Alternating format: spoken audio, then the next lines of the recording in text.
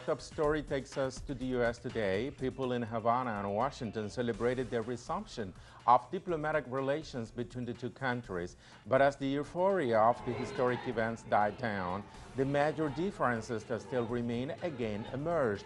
Cuban Foreign Minister Bruno Rodriguez said the landmark restoration of U.S.-Cuba relations will only make sense if the United States lifts its arbitrary blockade on the island nations and returns to Cuba the U.S. illegally occupied territory of Guantanamo. The historic events we are living today will only make sense with the removal of the economic, commercial and financial blockade, which causes so much deprivation and damage to our people, the return of occupied territory in Guantanamo, and respect for the sovereignty of Cuba.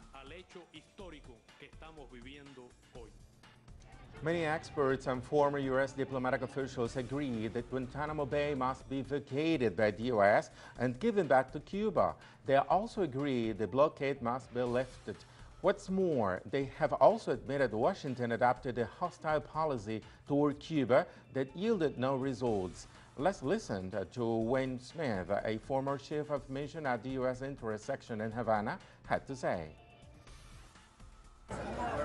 We continued this policy year after year.